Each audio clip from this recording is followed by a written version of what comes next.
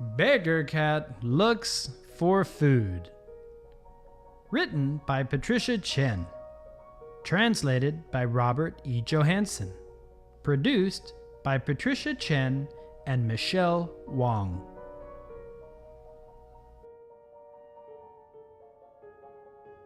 It was a cold winter's day, and the freezing wind whistled woo, woo, as it blew in from the north.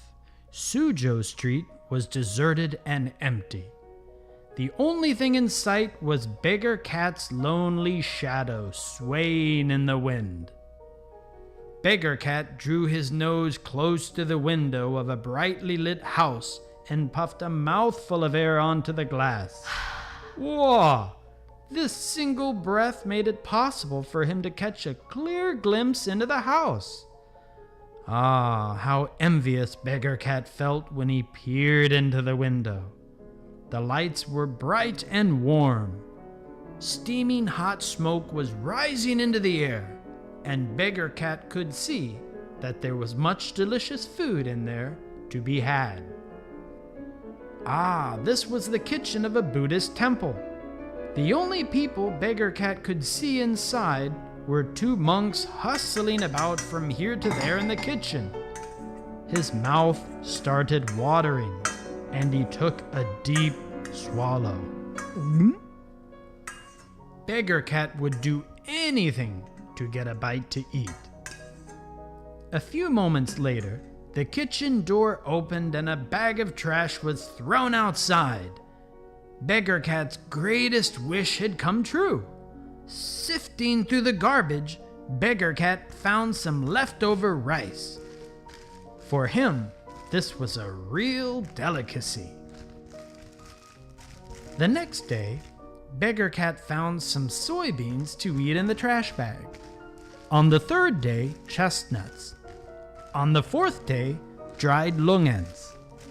Then it was more soybeans and husked lotus beans.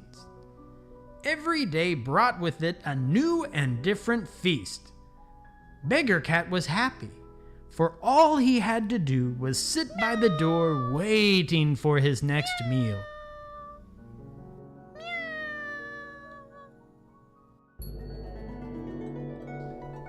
On the ninth day, Beggar Cat saw a short, stout monk arrive at the temple.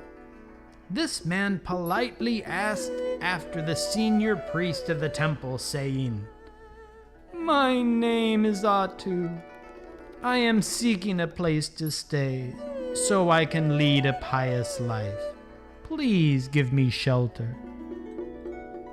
The senior monk could tell at a glance that Atu was not a person of any special talents. Hiding his disappointment in his heart, however, he asked, "Excuse me, could you please tell me your area of expertise?" Atu replied politely, "I am not gifted at the scriptures, and I cannot help with the temple's handiwork, but I am a sincere and responsible person. I beg you to give me a chance."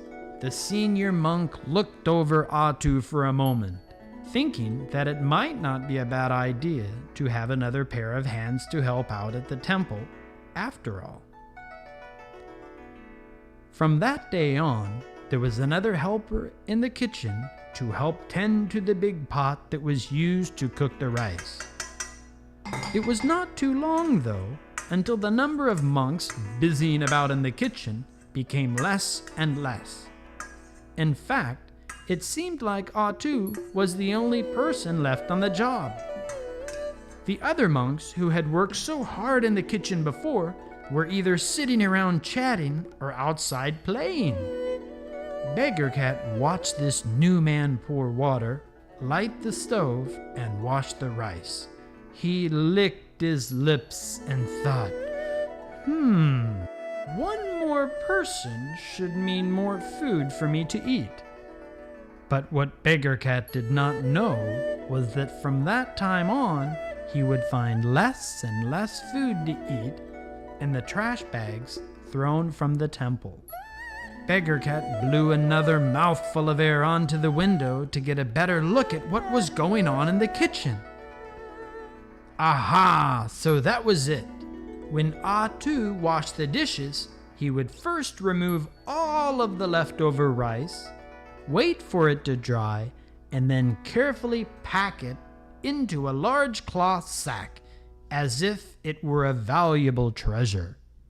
It was not long until Ah-Tu's secret was discovered by the other two monks. Almost choking with anger, they yelled, "Are you crazy? You are collecting nothing but worthless trash!" At this, Ah-Tu calmly answered, "I have many thrifty habits. We may need this leftover food one day." Beggar Cat starved for more than 2 miserable years because of Ah-Tu's new way of saving leftover rice. He could see that Ah-Tu's cloth sack was getting larger and larger. There must have been about 5 caddies of rice in there. That year, many people visited the temple on the 8th day of the 12th month of the Chinese lunar calendar. As he waited for food outside, Beggar Cat heard Ah-Tu's voice. "Oh no, we are in big trouble," said Ah-Tu. "We do not have any rice left to cook because Da Zhi and Da Yong were so busy chanting the scriptures that they forgot to fetch the rice from the storage barn." Thinking for a moment, he said, "Maybe we do after all." Then Ah-Tu took the cloth sack off of his back and poured its contents into the rice pot. A few moments later, Beggar Cat's nose was awoken by the smell of something very delicious. When it came time to eat, everyone looked into the pot of rice with tremendous surprise. They had never seen such colorful rice and thought it was very strange. The senior monk saw everyone's reaction and said loudly, "We must not be picky eaters." Hearing this, the guests all closed their eyes tightly and forced themselves to eat up all of the strange rice in the pot. The first spoonful, the second spoonful, the third spoonful. Everyone was so surprised by how delicious the strange new rice tasted. The senior priest looked over at Ah-Tu and asked him what it was that he had cooked. It was not until Ah-Tu told the senior priest his answer that everyone suddenly stopped eating.